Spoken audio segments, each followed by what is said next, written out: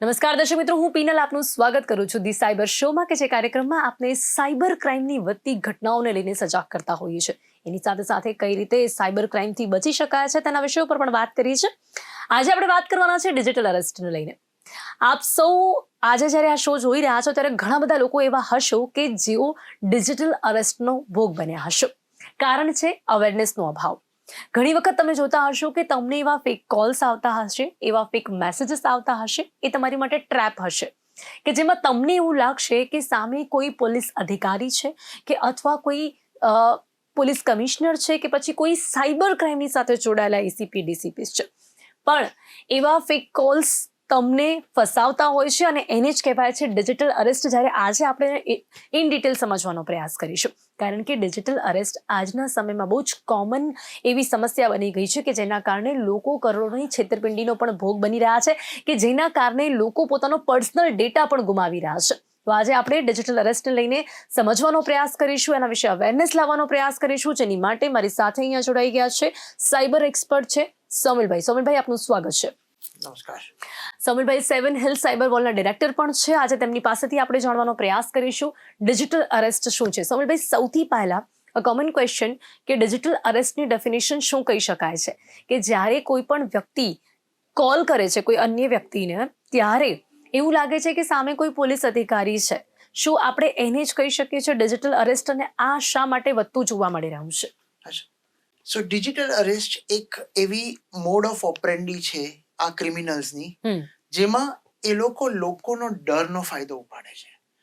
Digital અરેસ્ટમાં એવું એ લોકોને સર્જાવે છે કે તમે અરેસ્ટ થઈ ગયા છો, તમારે હવે કેમેરા સામે હલવાનું નથી, અને હું કોઈ XYZ પોલીસ ઓફિસર છું અને હું XYZ પોલીસ સ્ટેશનથી છું, અને તમારા નામે કોઈ જે રોંગ, જે કાંઈ પણ એક મનગઢત એક ગુનો હશે એ તમારા નામે નાખીને તમને આવી રીતે બેસાડશે કેમેરાની સામે, અને ધીરે ધીરે ટાઈમ ટુ ટાઈમ તમારા પાસેથી પૈસા લેવાની કોશિશ કરશે.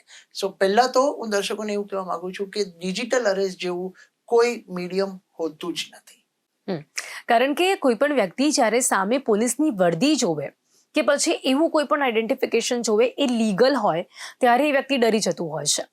તો એની માટે શું કહેશો આપ? ખાસ કરીને કોઈ પણ આવી ધરપકડ ખરેખર નથી કરવામાં આવતી. કોઈ પણ તમારી પાસેથી કોઈ પણ પોલીસ વાળો ડિજિટલી ક્વેશ્ચન ના કરી શકે, પૂછપરછ ના કરી શકે. સોમીભાઈ, સો આમાં બે વસ્તુ છે કે એક જે નોર્મલી જે આમાં જે જેટલા પણ ડિજિટલ અરેસ્ટના ભોગ બન્યા છે એનો મેજર કારણ છે ડર, ડરી જવું. અને ડરના કારણે એ લોકો આગળની બધી સમજણ શક્તિ નથી વાપરતા, એના કારણે એ લોકો ભોગ બને છે. હવે એક નાનો એક્ઝામ્પલ આપું કે તમને એક કોલ આવશે અને એવું કહેશે કે તમે કોઈ પાર્સલ મોકલેલું, અને હવે જનરલાઇઝ છે કે આપણે કોઈના કોઈ કદી ના કદી કંઈ ને કંઈક પાર્સલ મોકલતા હોય છે, કે મારું કોઈ બિઝનેસમેન છું તો હું પાર્સલ મોકલું છું, કે હું કહેશે માની લો કોઈ પ્રસંગ અવરે કોઈને પાર્સલ સો એ પાર્સલ મોકલ્યું છે. હવે એક એક્ઝામ્પલ કે તમને એ પાર્સલમાં ડ્રગ્સ મળ્યા છે, અને એટલે હવે તમને પોલીસ ઓફિસર કનેક્ટ કરવા માંગે છે, ને તમે વિડીયો કોલ પર હમણાં ને હમણાં જ જોડાઓ. એ જે ડર છે કે ડ્રગ્સ મળવા, એ આપણા ડરનું કારણ જે થયું, એના કારણે એ લોકો ફાયદો ઉપાડીને આપણી પાસેથી પૈસા એઠે છે. પણ આમાં એક એવું છે કે આપણને ખબર છે કે આપણે પાર્સલ મોકલ્યું નથી, કે આપણે એવું કોઈ કામમાં ઇન્વોલ્વ નથી, તો બિંદાસ એને રિપ્લાય આપવાનો અને બિંદાસ એનો સામનો કરવાનો ડર્યા વગર, તો એ ડિજિટલ અરેસ્ટમાં સક્સેસફુલ નહીં થઈ શકે. પણ સોમિલભાઈ, એમાં એવું હોય છે ને, આપણે પહેલા પણ શોઝમાં વાત કરી ચૂક્યા છે કે પેલું એ લોકો રેકી કરતા હોય છે, એ લોકો એવા એમની આસપાસની ઘણી બધી વાતો જાણી લેતા હોય છે કે આવું કંઈક પૂછવાથી એ ચોક્કસપણે ડરશે. એટલે કઈ કઈ રીતે એમને ડરાવવામાં આવે છે, કેવી કેવી ધમકીઓ આપવામાં આવે છે, કારણ કે એમને એમનું બેકગ્રાઉન્ડ ખ્યાલ હોય છે, કંઈક ને કંઈક એમણે એવું કંઈક નાનું આમ તો એવું ખોટું કર્યું હશે કે જેના કારણે લોકો ડરી જતા હોય છે. કેવી કેવી ધમકીઓ આપવામાં આવે છે? હવે હું એક નાનો એક્ઝામ્પલ લઉં. આ તો મેં પોતે મારી સામે કેસ જોયેલો છે. આમાં એવું થયું કે છોકરાએ ફેસબુક પર સ્ટેટસ મૂક્યું કે travelling to the destination place via the airport કરીને, આપણે જે નોર્મલી આપણે જે ફેસબુક પર ટ્રાવેલ પ્લાન્સ મૂકતા હોઈએ છીએ ટ્રાવેલ કરતા પહેલા, એ ઇન્ફોર્મેશનનો ફાયદો ઉપાડીને એને એના પેરેન્ટ્સને ફોન કર્યો કે તમારો છોકરો એરપોર્ટ પર ડ્રગ સાથે પકડાઈ ગયો છે, એને અમે અરેસ્ટ કર્યો છે, અને તમને હવે આ ઇન્ફોર્મેશન આપી રહ્યા છે કે એ અરેસ્ટ છે. જો એને છોડાવવું હોય કે કરવું હોય તો તમે આટલા પર્ટિક્યુલર પૈસા આપી દો. સો બેઝિકલી આપણે જ જે વધારાની ઇન્ફોર્મેશન શેર કરીએ છીએ સોશિયલ મીડિયા પર થઈ ગયું કે અધર ડિજિટલ મીડિયા પર થઈ ગયું, એના કારણે એ લોકોને એક મોડ ઓફ ઓપરેન્ડી આવી જાય છે, એ લોકોને આપણી પેટર્ન્સ ખબર પડી જાય છે. હવે નોર્મલી આપણે એમેઝોનથી કે આપણે કોઈ પાર્સલ મંગાવીએ છીએ, આપણે પાર્સલ કાઢીને ખાલી એમને ફેંકી દઈએ છીએ, એને સ્ક્રેપ નથી કરતા. હવે એ પાર્સલમાં ઘણી બધી ઇન્ફોર્મેશન છે, આપણી પેટર્ન્સને આપણે ક્યાં પાર્સલ મોકલીએ છીએ, ક્યાંથી મંગાવીએ છીએ, એ એક આખી જાણ કરીએ છીએ. સો આપણે જે લોકોને પેટર્ન આપીએ છીએ, અગર આપણે જે સચેતી પાડીએ સો એ લોકોની પેટર્ન્સ આપણે તોડી શકીએ. જી બિલકુલ. હવે સોનલભાઈ, આજે આ જે ગુનાઓ ખૂબ વધી ગયા છે એમાં જે મેઇનલી જે રીત અપનાવવામાં આવે છે કે જેમાં એ લોકોને કહેવામાં આવે છે કે તમે આ નહીં કરો તો તમારું બેંક એકાઉન્ટ બ્લોક કરી દઈશું, તમારું આધાર કાર્ડ બ્લોક કરી દઈશું, અને સામે જ્યારે કોઈ પણ એવો ઓથેન્ટિકેટ વ્યક્તિ હોય જે એવું કંઈ બોલતું હોય ત્યારે લોકો ડરી જતા હોય છે. તો આવું શું ખરેખર થઈ શકતું હોય છે જેવી ધમકીઓ આપવામાં આવે છે? સો ડિજિટલ અરેસ્ટમાં જે પણ વસ્તુ એ લોકો કહે છે એ બધી ફોલ્સ હોય છે. હવે એક નાનો એક્ઝામ્પલ હું લઈ લઉં કે એ કહે છે કે તમારી વસ્તુઓ આ પકડાઈ ગઈ છે, તમે આ ગુનામાં સામેલ હતા અને તમે આ બધી વસ્તુઓ કરી છે. હવે એ વસ્તુઓ આપણને ખ્યાલ છે કે આપણે કરી નથી, પણ આપણે શું છે કે સામે પોલીસ ઓફિસર જોઈને ગભરાઈ જઈએ છીએ, કે સામે કોઈ એવી રીતે ઓથોરિટી જોઈને જેવી રીતે તમે કીધું ગભરાઈ જઈએ છીએ. બટ એમાં એક રીઝન એવો છે કે પહેલા તો અગેન હું પાછું બોલીશ કે ડિજિટલ અરેસ્ટ જેવો કોઈ મીડિયમ જ નથી. એ pure and pure cyber crime છે અને એક મોડ ઓફ ઓપરેન્ડી છે. બીજી વસ્તુ, જ્યારે આપણને કોઈ ડરાવવામાં આવે છે સો હંમેશા એક પેટર્ન છે, લીગલ લોની પેટર્ન છે, એક પર્ટિક્યુલર કે તમને એક નોટિસ આપવામાં આવે પછી તમને અરેસ્ટ કરવામાં આવે છે. એ એક પેટર્ન છે, રાઈટ. એ એક આપણે રૂલ્સ અને પ્રોટોકોલ્સ જે આપણે ફોલો કરીએ છીએ, લો એન્ફોર્સમેન્ટ પણ ફોલો કરે છે. સો આ જે છે જે આપણે તમારા ડરનો ફાયદો ઉપાડે છે અને તમારા જે માનસિક સ્થિતિ જે તમને ભાંગી નાખવાનો પ્રયત્ન કરીને જે પૈસા હેઠવાનો પ્રયત્ન કરે છે વાયા ડિજિટલ, એનો એક મેજર એક્ઝામ્પલ ડિજિટલ અરેસ્ટ છે. એટલે આટલી અવેરનેસ વ્યક્તિમાં હોવી જોઈએ કે આવું કંઈ શક્ય નથી, પોસિબલ નથી, ડરી ના જવું જોઈએ. હવે એની સાથે સાથે આપણે એ જોઈએ છે કે કોઈ પણ વ્યક્તિ કોઈ પણ લિંક પર જો ક્લિક કરી દેશે ઓર અથવા કોઈ પણ વિડીયો કોલ આવે છે અને એ ઉપાડી લે છે, તો શું આટલી નાની ભૂલથી પણ કોઈ જેલમાં જઈ શકે છે? સો આમાં હું હંમેશા કહું છું કે તમે જો કંઈ કર્યું નથી તો તમને કોઈ વસ્તુનું ડરવાની જરૂર નથી. હવે નોર્મલી આ લોકો કેવું કરે કે જ્યારે વિડીયો કોલ કરે છે અને તમને ધમકી આપવા કે તમને ડરાવવા કે એવું, તો તમને સામેથી તમારો ફોટો કેપ્ચર કરે છે. એટલે હું હંમેશા કહું કે તમને કોઈ અનનોન વિડીયો કોલ પણ આવે તો આગળના કેમેરા પર આપણે આંગળી ઉપાડીને જ ફોન ઉપાડવાનો. એ પેટર્ન એના માટે છે કે આપણે જે સામેવાળો શું કેપ્ચર કરે છે આપણને ખ્યાલ નથી હોતો કે શું કરે છે, એના માટે નથી હોતો. બીજું, આમાં જે આપણે અનનોન લિંક પર ક્લિક કરીએ છીએ એટલે અનનોન લિંક એ લોકો આપણને ડિજિટલ અરેસ્ટના ટાઈમે મોકલે છે, જેનાથી આપણે એમને પેમેન્ટ ટ્રાન્સફર કરીએ છીએ. હવે પેમેન્ટ ટ્રાન્સફર કરવા માટે એ લોકો એવું કહે છે કે અમને 25,000 આપો તો અમે આ કેસ અહીંયા જ બંધ કરીએ અને અમે આ કરીએ છીએ. So it is a clear case કે તમને જે આવા મીડિયમથી ડરાવવાથી કે કોઈ પણ અનનોન ગુનો તમારા માથા પર થોપવાથી જો પૈસા કોઈ એકતું હોય તો એની પહેલી જાણ તમારે એકચ્યુઅલ સાયબર ક્રાઇમમાં કરવાની.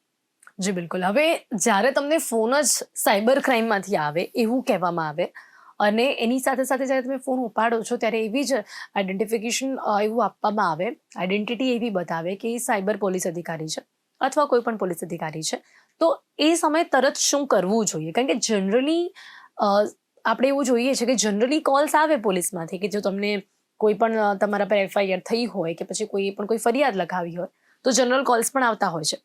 પણ હવે જો આ ફેક છે ઓર વિડીયો કોલમાં છે અને એવું સામે કહેવામાં આવી રહ્યું છે કે હું સાયબર પોલીસ અધિકારી છું, તો ફર્સ્ટ સ્ટેપ આપણે શું લેવું જોઈએ? સો આમાં સાયબર પોલીસ અધિકારીમાં પહેલા તમને ડાયરેક્ટલી આવી રીતે કોઈ વિડીયો કોલ પર તો નહીં જ આવે. એની એક 100 ખાતરી છે કે એવી કોઈ મોડ ઓફ ઓપરેન્ડી નથી કે તમને ડાયરેક્ટ વિડીયો કોલ કરીને તમને કહેશે કે તમે આવી રીતે છે. જેવી રીતે હું કહું છું કે હરેક સંસ્થા, હરેક લો એન્ફોર્સમેન્ટનું એક પ્રોસિજર હોય છે.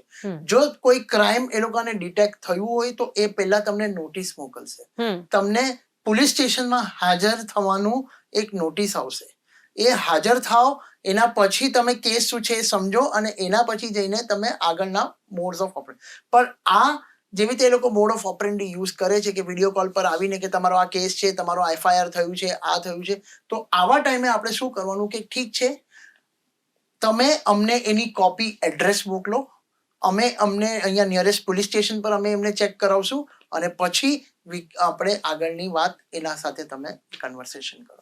So you need to verify, cross check and confirm with year nearest police station કે આવું થયું છે, સાચેમાં આવો કોઈ કેસ થયો છે કે હું પોતે અત્યારના જસ્ટ શિકાર બનવા જઈ રહ્યો છું આ ડિજિટલ અરેસ્ટ. ઓકે, એ તો ચલો મોટી વાત કે જ્યારે કોઈ એવું કંઈ કહે છે કે કેસ છે કે ફરિયાદ છે તો આપણે એ કરી શકીએ છીએ ક્રોસ ચેક, પણ કોઈ મેસેજ કે કોલ એ ફેક છે એ આપણે કેવી રીતે નક્કી કરી શકીએ ઓર કેવી રીતે આપણે ઓળખી શકીએ કે આ મેસેજ ફેક છે ઓર એલ્સ આ કોલ ફેક છે? સો આમાં એવું થાય છે કે જ્યારે એ લોકો તમને મેસેજ મોકલે કે તમને આવી રીતે છે અને તમને કોલ આવશે કે હું આવી રીતે કસ્ટમ્સ ડિપાર્ટમેન્ટમાંથી વાત કરું છું, તમારું પાર્સલ પકડાયું છે અને હવે તમને પોલીસ ઓફિસર સાથે ટ્રાન્સફર કર્યું છે. સો અગેન આવો કોઈ પણ કોલ પર ઇન્ફોર્મેશન આપતું હોય તો એ ફેક છે. અને હમણાં ઘણા બધા એવા, લગભગ હું તો કહું 90% આપણા દેશવાસીઓને આ કોલ આવ્યો હશે કે કુરિયર તમે ઉપાડો તો કુરિયર કંપનીનો એક આન્સરિંગ મેસેજિંગ હોય કે if you have a parcel press 1, international parcel pass, અને તમે ક્લિક કરશો એક આન્સરિંગ મશીન હોય છે અને એ કોલ તમને ડાયવર્ટ કરવામાં આવે છે આ સ્કેમસ્ટરો પાસે. સો ફેડેક્સમાંથી પણ આવી રીતે તમને કોઈ સામેથી કોલ નથી કરતું અને કસ્ટમ્સમાંથી પણ આવી રીતે કોઈ તમને સામેથી કોલ નથી કરતું. જો આવું કાંઈ હોય છે તો ઓબ્વિયસલી એનો એક રિટર્ન પોલિસી પ્રોસિજર છે જે ફોલો કરે છે. એટલે આવો તમને કોઈ કોલ આવે તો એમને તરત કહેવાનું કે રિટર્નમાં અમને કંઈક આપો, we will confirm with year nearest stations. Okay, આટલી બહુ જ સામાન્ય એવી બાબતો છે કે જેને ધ્યાન રાખવાથી આપણે બચી શકીએ છીએ. હવે વધુ એક સવાલ એ થાય છે કે આપણે માર્ક કર્યું હશે, નોટિસ કર્યું હશે કે આવા સાયબર ગુનેગારો છે એ વધુમાં વધુ જે ગૃહિણીઓ હોય છે કે પછી જે ઓલ્ડ એજ પીપલ હોય છે એમને વધુ ટાર્ગેટ બનાવે છે. ઓલ્ડ એજ પીપલનું આપણે થોડુંક સમજી શકીએ છીએ કે કદાચ એમનામાં ઓછી જાણકારી હોય છે, એટલું એજ્યુકેશન નથી હોતું, સાયબર લિટરસીનો અભાવ હોય છે, એટલા માટે એમને કરવામાં આવે છે. પણ ક્યાંક ને ક્યાંક ગૃહિણીઓ પણ આમાં વધુ ફસાઈ જતી હોય છે. સૌને સો આમાં એવું છે કે જેવી રીતે ફોર એક્ઝામ્પલ એક મધરને કોલ કરવામાં આવે છે કે તમારો સન પકડાઈ ગયો છે. સો એ એક સામાજિક ડર છે, ઇમોશન્સનો ફાયદો ઉપાડવામાં આવે છે અને એ બહુ મેન્ટલી રીતે, જેવી રીતે હું કહું કે આ સાયબર ક્રાઇમ જે થાય છે એ પેલા સાયકોલોજી એટેક કરે છે અને એના પછી એ બેંક એકાઉન્ટને એટેક કરે છે. સો તમારી સાયકોલોજી સાથે ખૂબ રમવામાં આવે છે. તમારી સાયકોલોજી એટલે કે તમે તમારા છોકરાનું ભલું જ વિચારશો. તો અગર તમને કોઈ કહે કે તમારો છોકરો ડ્રગ્સ કેસમાં કે કોઈ બીજા કેસમાં પકડાઈ ગયો છે તો તમે સૌથી પહેલા એને બહાર કાઢવાની કે એને બચાવવાની કોશિશ કરો, ત્યારે તમારું માનસિક વિચાર બંધ થઈ જાય કે આ સાચો કોલ છે કે નથી. સો પહેલા કે આવું હોય તો સૌથી પહેલા તમે એને ક્રોસ ચેક કરો, તમે રીકન્ફર્મ, પહેલા તો તમારા છોકરાને ફોન કરો કે તું સાચે આવી રીતે પકડાયો છે કે સાચે આવી રીતે છે કે કોઈ અરેસ્ટમાં ઇન્વોલ્વ છે. સો કોલ હિમ. ઘણીવાર શું થાય છે કે એમનો ફોન આપણે કનેક્ટ નથી કરી શકતા અને પછી એવા કેસીસ આવે છે કે એ તો ઘરે હોય છે કે રૂમમાં હોય છે કે એના ફ્રેન્ડને ત્યાં હોય છે, પણ આપણે ત્યાં સુધી પૈસા ઓલરેડી આ સ્કેમસ્ટરોને ટ્રાન્સફર કરી ચૂક્યા હોય. અને એ બધું તો એ લોકો પહેલેથી જોઈ જ લેતા હોય છે કે કનેક્ટ ન કરી શકે એવી સિચ્યુએશનમાં જ થતું હોય છે. એટલે એ ટાઈમે બહુ એલર્ટ રહેવું પડે જ્યારે પણ તમને આવો કોઈ કોલ આવે. નો ડાઉટલી વાત જ્યારે ઘરની હોય ત્યારે લોકો ઇમોશનલ થઈ જાય છે, બટ સ્ટીલ હવે આવા બનાવો બહુ વધી ગયા છે એટલે આપણે વિચારવાની જરૂરિયાત છે. હવે એની સાથે ખાસ આપણે જો વાત કરીએ કે જો આવી કોઈ છેતરપિંડી થાય છે, જો કોઈ પણ વ્યક્તિ આવું કંઈક કરે છે અને આપણાથી પૈસા અપાઈ જાય છે, એટલે આપણે છેતરપિંડીનો ભોગ બની ગયા છે. નાઉ વોટ નેક્સ્ટ? જો આપણને તરત ખ્યાલ આવે છે કે આ ખોટું થઈ ગયું છે તો આપણે શું કરી શકીએ છીએ? શું એ પૈસા પાછા આવે છે? આ બહુ જ મોટો ક્વેશ્ચન કદાચ ઘણા બધા લોકોના મનમાં છે કે જો સાયબર ક્રાઇમ થાય છે એનાથી આપણે જો પૈસા ગુમાવીએ છીએ તો એ પાછા આવે છે ખરા? સો આમાં બે વસ્તુ છે. ઘણા એ ડરથી નથી કરતા કે લોકો શું વિચારશે કે આપણે સ્કેમ થઈ ગયા, એટલે કમ્પ્લેન જ નથી કરતા. અને બીજું, કમ્પ્લેન તમારે જો તમને ખબર પડે કે તમારી સાથે સ્કેમ થયો છે, સો એક ગોલ્ડન આવર્સ હોય છે. એ ગોલ્ડન આવર્સમાં જો તમે ઇન્ફોર્મ કરો તો એને પૈસા રિવર્સલ આવે છે અને એ સ્કેમ રિવર્સ થઈ શકે છે. આમાં શું થાય છે કે તમે કોઈને ટ્રાન્સફર કર્યા હોય અને તમે તરત કમ્પ્લેન કરો તો એના અકાઉન્ટમાં પૈસા એ બ્લોક થઈ જાય છે. એટલે તમારી બેંકની ઓથોરિટી છે કે એ બ્લોક મની પાછા તમારા અકાઉન્ટમાં રિવર્સ કરવાના. પણ આમાં એવું થાય છે કે આપણે કમ્પ્લેન કરવામાં જ એટલો સમય નાખી દઈએ છીએ કે આપણે કરીએ ના કરીએ, વિચારીએ કે જવા દો, નથી કરવું, કે એના કારણે આપણે કમ્પ્લેન નથી કરતા અને એ જે સ્કેમસ્ટર છે એના અકાઉન્ટમાંથી પૈસા નીકળી જાય છે. એટલે આપણે કહીએ છીએ કે પૈસા આવવાના ચાન્સીસ ખૂબ ઓછા છે. પણ એટ ધ સેમ ટાઈમ જો તમે ગોલ્ડન આવર્સ, તમે અગર આરબીઆઈની પણ નોટિફિકેશન કહેતા હશો કે ગોલ્ડન આવર્સમાં રિસ્પોન્ડ કરો, ગોલ્ડન આવર્સમાં રિસ્પોન્ડ. એ ગોલ્ડન આવર્સ એટલે પહેલા જો 8 કલાકમાં તમને લાગ્યું કે આ ક્રાઇમ થયું છે, એ ક્રાઇમ જેવું તમને અંદેશો આવ્યો છે, તો ઇમિડિયેટલી સાયબર ક્રાઇમને ઇન્ફોર્મ કરીને કરો અને ઇટ વિલ ડેફિનેટલી. પણ ઘણા લોકોને એ જ ખ્યાલ નથી હોતો કે આપણે કેવી રીતે કમ્પ્લેન કરીએ, એમાં જ વાર લાગી જાય છે. અને એમાં પણ કમ્પ્લેન કરવા જઈએ તો પણ હજી ખ્યાલ નથી હોતો કે ક્યાં કયા આન્સર્સ આવે, ક્યાંની કમ્પ્લેન અહીંયા નથી, ત્યાં નથી. આ બધી અવેરનેસનો બહુ જ અભાવ જોવા મળે છે, જેના કારણે ગોલ્ડન પીરિયડ પણ આપણે ચૂકી જઈએ છીએ. સો આના માટે મારે એક જ કહેવું છે કે જેને પણ આવી રીતે કોઈ ક્રાઇમનો સાયબર ક્રાઇમનો ભોગ બન્યા હોય કે આવી રીતે અંદર, તો સાયબર ક્રાઇમની આપણી સાયબર ક્રાઇમ પોર્ટલ્સ છે.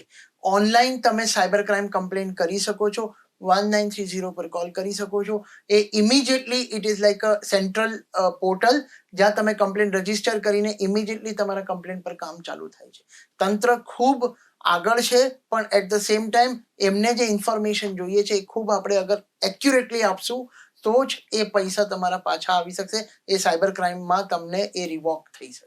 સો ખરેખર સોમિલભાઈ, આ એક ક્વેશ્ચન કે આપણે જનરલી જે રીતે પોલીસ સ્ટેશનમાં કામ ચાલે છે કે આજે નહીં, કાલે નહીં, પરમ દિવસે કે પછી અહીંયા નહીં ત્યાં, એવું શું સાયબર ક્રાઇમમાં પણ જોવા મળે છે ખરી? એને કારણ કે અહીંયા તમે કહ્યું છે કે ટાઈમની વાત છે.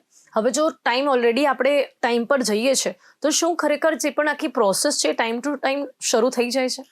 સો આમાં એક જ કેવું છે કે જો તમારી સાથે સાયબર ક્રાઇમ થયું છે તો તમારે સાયબર પોલીસ સ્ટેશન જવાની પણ જરૂર નથી. તમે તમારા ઘરેથી સાયબર પોર્ટલ પર ઈ કમ્પ્લેન રજીસ્ટર કરાવી શકો છો.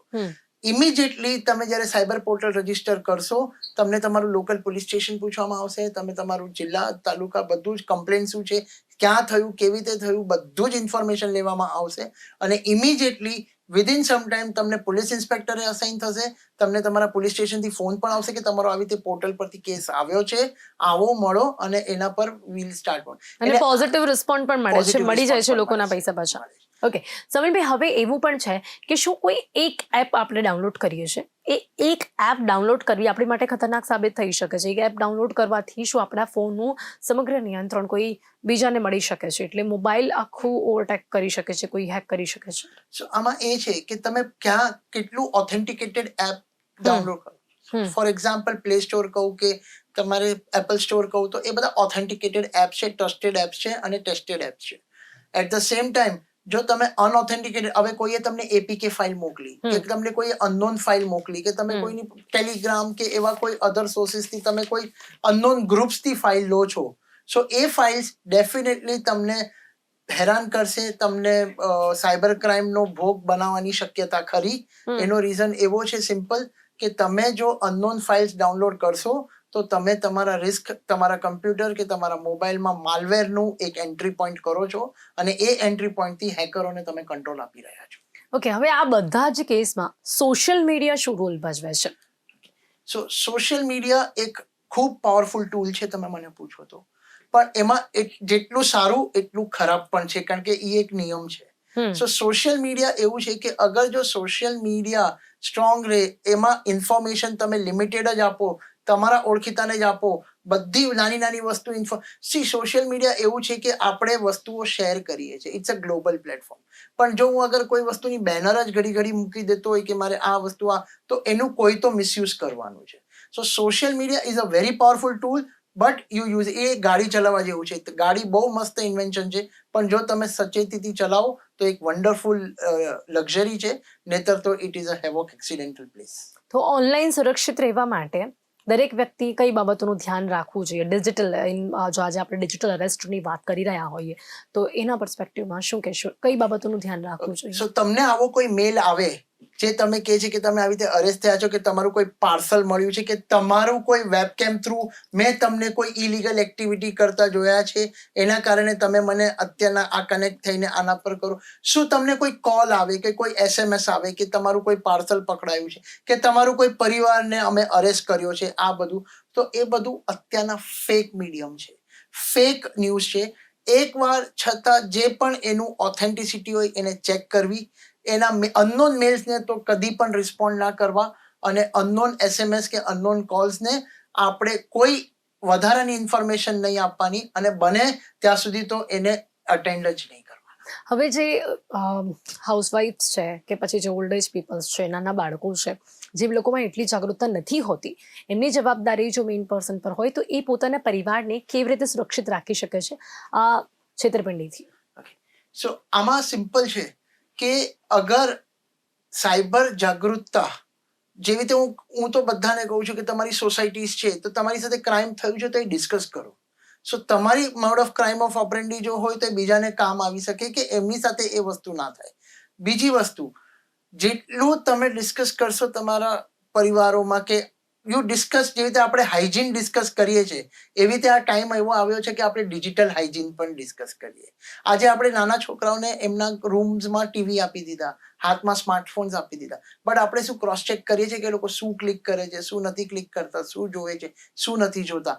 હરેક વસ્તુને વોચ અને મોનિટર કરીને જો આપણે ડિજિટલ પ્લેટફોર્મ વાપરશું તો એ આખું પરિવાર નહીં બટ આખું આપણું દેશ સુરક્ષિત રહેશે. વધુ એક ક્વેશ્ચન એ પણ છે સોમિલભાઈ કે હમણાંથી છે ને પર્સનલ મેં ઘણી બધી વખત જોયું છે કે સ્કેમ અલર્ટ કરીને જ નંબર પરથી કોલ્સ આવે છે. એ શું હોય છે?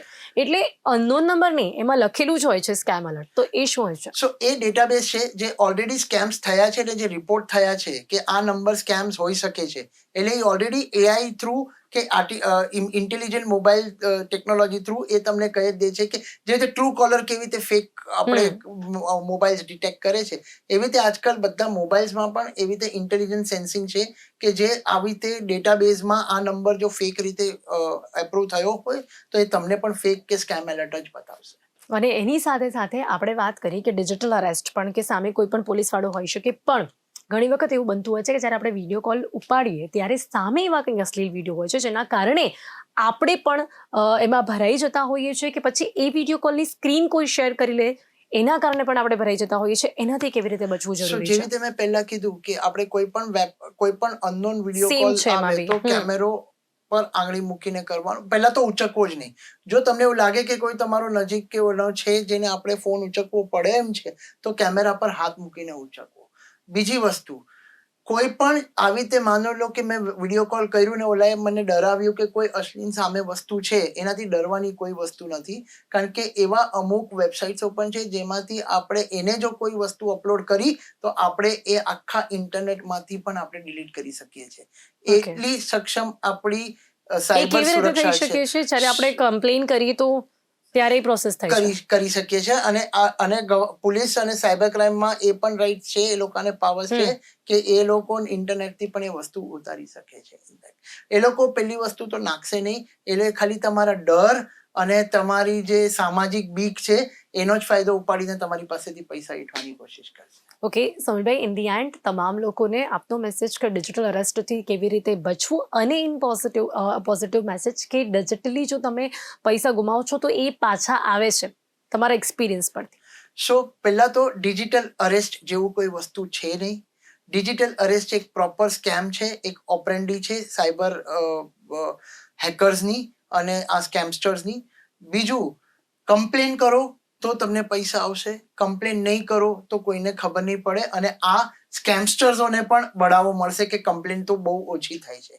બીજું, ગોલ્ડન આવર્સમાં કમ્પ્લેન કરશો તો તમારા પૈસા આવવાના ચાન્સીસ 80 to 90% તો ચોક્કસ થશે, ડિપેન્ડિંગ ઓન કયું ક્રાઇમ છે. બટ તમે એ ગોલ્ડન આવર્સ જો ચૂકી જશો તો તમારી રેશિયો પૈસા રિવોક થવાના ઓછા થતા થશે. તો પહેલી વસ્તુ કે જાગૃત રહો, આપણે ભોગ જ ના બનીએ એની આપણે જાણ લઈએ.